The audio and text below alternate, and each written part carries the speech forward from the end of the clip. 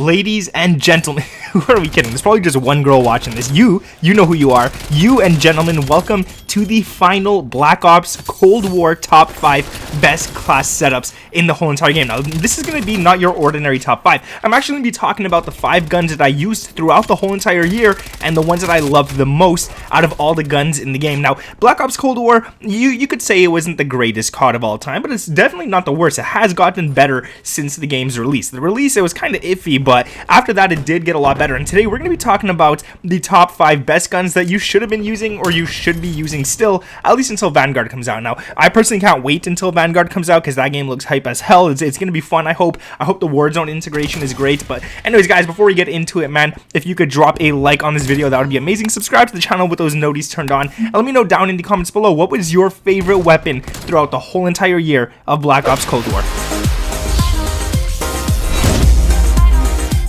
What is up, guys? My name is Nick, and like I said, man, welcome back to the final top 5 video for Black Ops Cold War. Now, it does feel weird to say, it does feel very weird, but it is the final one. I'm probably not making another one after this, but let's talk about the top 5 guns. So we got an LMG, I think we got 2 SMGs on this list, and 2 ARs as well, and these were my favorite. Now, oddly enough, I believe one of the weapons on this list is actually a DLC weapon. It's not a weapon that came on the actual game, but I mean, hey, it is what it is. I do, I'm losing my words here. I do enjoy it, but I do wish it came as a release gun, so I could have enjoyed it a lot longer. Now, let's get into the first weapon on the list here. Now, this is the MG82. If you're not using this gun, you're not playing the game right. If you're playing on the bigger maps and all that, this is the weapon you definitely want to use. Now, there is a lot of attachments to take in here on the MG82. We got the muzzle brake 5.56. We got the body, the steady aim laser, the optic, the mill stop reflex, the stock, no stock. Now, that I love a lot because with the no stock, you can run around a lot quicker and you can ADS a lot quicker, sprint to fire a lot quicker, just whatever it is, man, whatever it gives you, the no stock on an LMG is definitely worth it. The barrel is the 16.4 inch task force. The under barrel is the field agent grip. There's a lot of attachments. Like I told you guys, I think this is the only weapon with 8 attachments, but it works. The magazine is the 125 round speed mag, and the handle is the serpent wrap. So the handle and the no stock, they both give you ADS and sprint to fire. Not both of them, but like with those two together, you get ADS and sprint to fire. So it's really damn nice to have on the weapon. And I have to say, it's a good gun. If you're using this one, you're definitely gonna have fun with it. Use it for the bigger maps. You can even get away with using it on Nuketown and stuff. It's good to have. It's great fun, and it is what it is. Now, my ultimate favorite weapon on this list right here is the MP5, and the reason I love the MP5 so much is because when it was also integrated into Warzone, which by the way, it's the same class, I used it, and I really loved it. And then, for some reason, it feels like I got some sort of secret nerf in Warzone, but in Black Ops Cold War, it was still great. And here's the class, guys. The first thing you want to run is the muzzle brake 9. This gives you vertical recoil control, which isn't really needed per se on this weapon,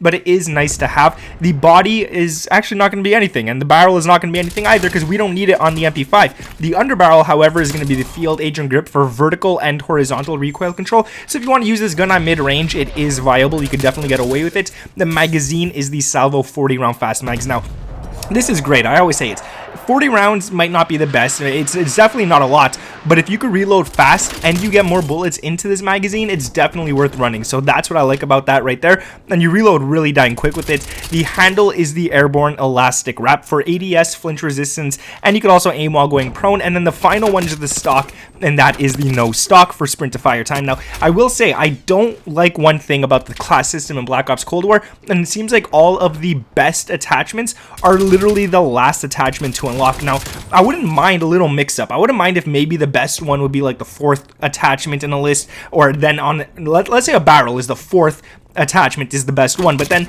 a muzzle, it could be the final one that's the best. I don't mind a mix like that, but to put every single viable attachment down at the bottom, it just makes it like such a grind, and I don't like that too much, because sometimes you just want to pick up a gun and have fun with it, but you're level 20 with it, so you can't do much, and the gun is just literally almost useless at that point. But anyways, whatever, I'm going on here, I'm rambling about nothing. Let's go down to number 3 on this list, and I kind of feel bad for myself here, because when the game first released, I didn't use this gun that much, and then only a few months later I started using it, and it is really powerful. I just didn't think it was as good as it was, and that's because I used it in Warzone, and in Warzone at the beginning, it wasn't that good, but like, dude, in Black Ops Cold War, the attachments, everything's the same, but the stuff it gives you is different. Like, the way the gun feels is very different compared to Warzone. So I really should have given it a chance. It's really good, and that is the AK-47. Now, there's only one thing wrong with this, and that is the fact that you have to run an optic to get the best accuracy you could on this gun, and I run the Microflex LED for that reason.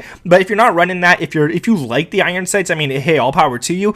Definitely go ahead and do that. I just can't play with the AK-47 iron sights in this game. They're just too big. It's just way too big in my opinion. The barrel is going to be the Spetsnaz 20-inch RPK barrel. It's good. It's worth having. It's definitely nice to have. You get damage 8%. You get effective damage range and bullet velocity. The underbarrel is the Spetsnaz grip. Now, you only get horizontal recoil control with this. You get no vertical whatsoever, which kind of sucks because the AK-47 has a lot of vertical kick. So you got to kind of control that on your own. But really, at the end of the day, getting the horizontal recoil control down is pretty nice as well. The magazine is the VDV 50 round fast mags. Again, it's the best one and it's the last one you unlock. So go ahead and get that. And for the final attachment, I love to run the stock, no stock on this one right here because the sprint of fire is just so nice, especially on an AR. You definitely need to have that. Now, number 4 on this list is arguably tied with the MP5 for my favorite weapon in the game, but I'll probably give it the second spot, and that is the AK-74U. Now, this gun was crazy good throughout the whole year. Even nerfs, buffs, whatever you did to it, it was really good. It was the king of all weapons, in my opinion. It was nice, solid, good at range, good up close, good at everything, but the MP5 just feels more fun to use for some reason. But anyways, the first thing you want to run is the muzzle brake 5.45 for vertical recoil control. The barrel is the 10.3-inch task force. Again, you get 8% damage. That's a crazy buff right there. You get 50% effective damage range and 75% bullet velocity. Really nice to have. No body, we don't need it. The underbarrel is the Spetsnaz grip, and luckily for us, we do get vertical recoil and horizontal recoil control on this one right here. So I really don't get why the AK-47 doesn't give that. I guess it would just be a little too powerful if they did, but I really wish they did. The final or second to final attachment is the magazine, and that is the VDV 50 round fast mags. It's great. You reload fast, you get a lot of bullets, more than the MP5, which I really wish the MP5 was 50. I don't get why it was 40, but anyways, the stock is going to be the no stock once again, because that sprint to fire time to me is super important. If you guys know me, you guys have been watching me since like MW and stuff.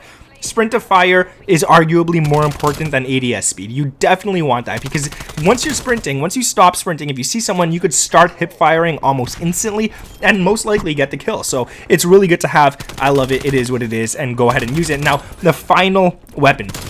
This is the one that I mentioned probably came out after the game released. I don't quite remember, but I really do feel like it came out after the game released, and that is the FFAR. This gun is crazy good. If you're using it like an SMG instead of an AR, which is the way I use this gun, it is crazy. This thing, it's super powerful. So the first attachment is going to be the barrel, and that's the 19.5-inch task force. Again, damage, effective damage range, bullet velocity, you get all that great stuff. The underbarrel is going to be the field agent grip, and this one is arguably the most important attachment to throw on. You get vertical and horizontal, and the vertical recoil on the FFAR is pretty damn insane, so definitely make sure to run that. The magazine is the Salvo 44 round fast knife. 44, whose idea was that? 44, why not just give us 50? 45, I don't know, whose idea was 44? I don't like it, but it is what it is. We can't do much about it. The handle is the airborne elastic wrap for ADS, flinch resistance, and you can aim while going prone, like I always say. Definitely worth it. And the final one is the stock, and that is the Raider stock for sprint to fire time